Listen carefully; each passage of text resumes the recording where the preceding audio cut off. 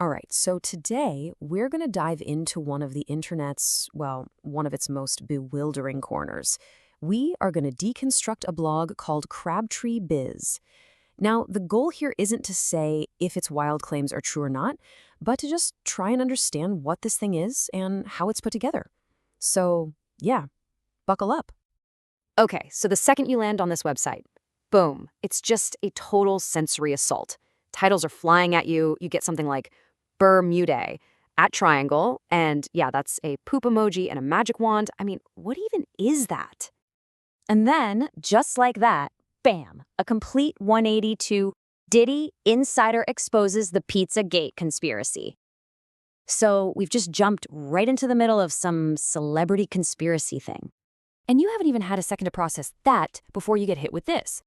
The flat earth as key to something. So think about it. In just a few seconds, we've gone from whatever that magic thing was to Diddy to flat earth. It is just dizzying. And it doesn't stop there. It just keeps coming. You see stuff like 49 weirdest religions Americans actually believe in. The sheer volume, the sheer variety here, it feels like it's designed to just completely overwhelm you. A total whirlwind of information. So yeah, after all that, you're left asking a pretty simple question, right? What is this place? Is it just a random junk drawer of thoughts? Is it some kind of joke? Or is there actually some logic buried underneath all this noise? Well, let's try and figure that out. Okay, so the first way we can start to get our heads around this blog is to think of it like a digital cabinet of curiosities. Before we had museums, you had these collectors who would just fill rooms with all the strange and amazing stuff they found. This blog, it's kind of the 21st century version of that. And wow, what a collection it is. I mean, you've got serious stuff about futurism and AI sitting right next to posts about Adele and David Dobrik.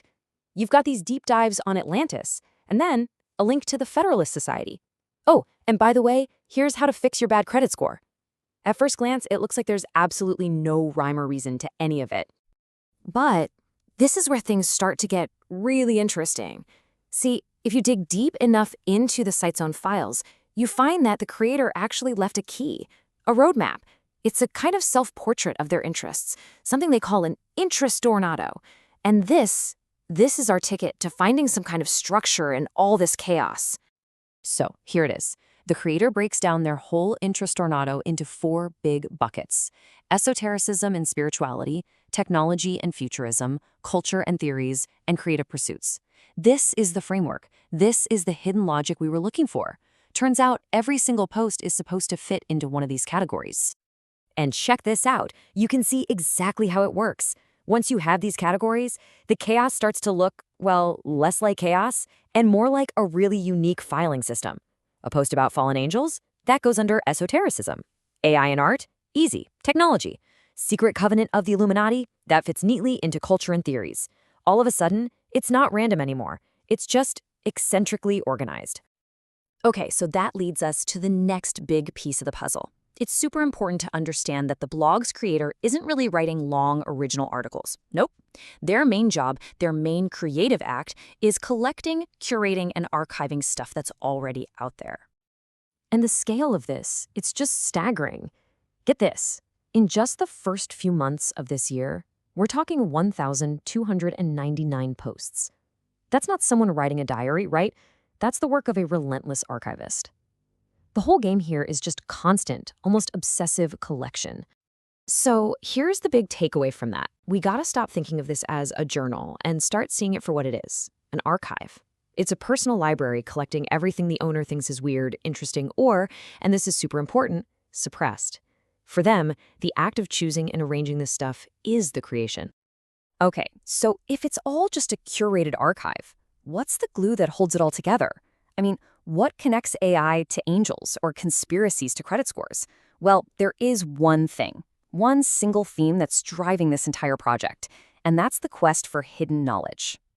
And you can see this worldview perfectly in the blog's own definition of esotericism, which, remember, is its #1 category. It's all about digging into hidden knowledge, questioning everything, and trusting your own personal experience over what any authority tells you. This right here, this is the key that unlocks the whole thing. And you see this vibe all over the blog, in quotes like this one.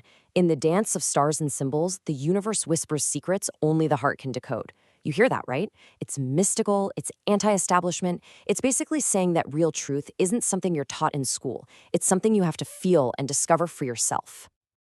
So this right here, this really shows you the central battle being fought on this blog.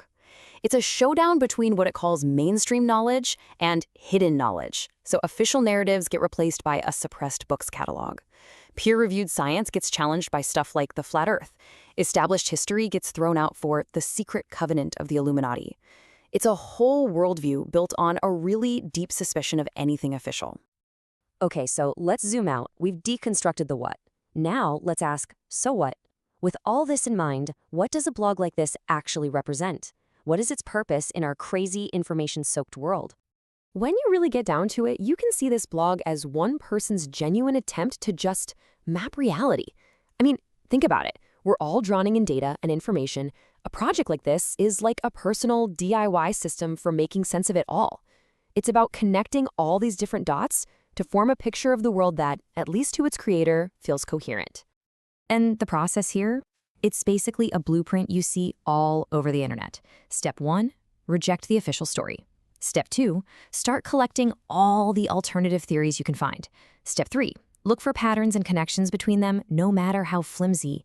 And finally, step 4, you build your own personal map of what you decide is the truth. And this is the really important part, why this whole thing matters. For the person behind this blog, and probably for anyone who reads it, the goal isn't really about finding one correct answer that you can prove to everyone. The real value is in the journey itself, the act of searching, of questioning, of building your own worldview. The search is the destination. And that leaves us with one last kind of provocative thought.